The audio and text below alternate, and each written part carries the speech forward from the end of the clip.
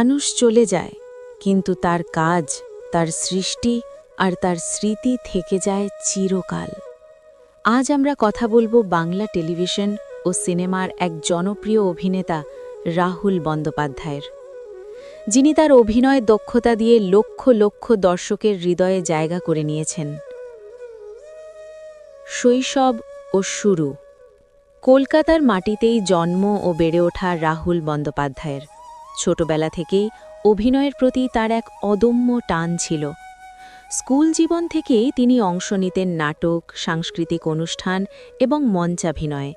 এই ছোট ছোট মঞ্চই একদিন তাকে বড় পর্দা ও টেলিভিশনের জগতে পৌঁছে দেয়।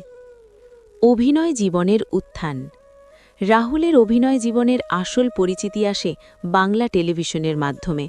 বিশেষ করে জনপ্রিয় ধারাবাহিক তুমি আসবে বলেতে তার অভিনয় দর্শকদের মনে গভীর ছাপ ফেলে। তার চোখের ভাষা, সংলাপ বলার স্বাভাবিকতা এবং আবেগ প্রকাশের দক্ষতা তাকে অন্যদের থেকে আলাদা করে তোলে। শুধু ছোট পর্দা নয়, বড় পর্দাতেও তিনি নিজের প্রতিভার পরিচয় দিয়েছেন। বাংলা সিনেমায় তার বিভিন্ন চরিত্র দর্শকদের মন ছুঁয়ে গেছে।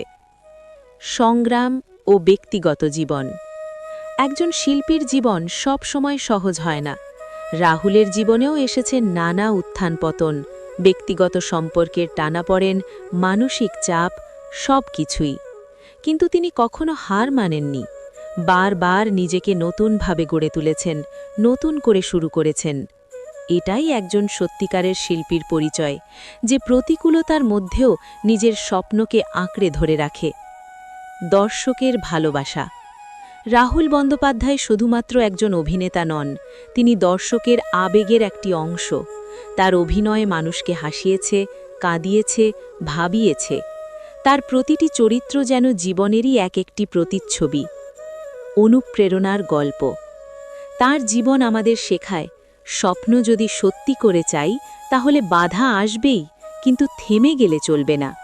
সংগ্রামী মানুষকে শক্তিশালী করে, আর সেই শক্তি তাকে সফলতার দিকে নিয়ে যায়। শেষ কথা। একজন শিল্পীর প্রকৃত পরিচয় তার কাজের মধ্যে।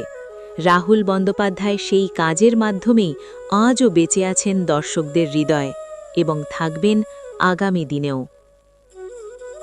তাকে জানাই আমাদের আন্তরিক শ্রদ্ধা ও ভালোবাসা। Blog with Bapi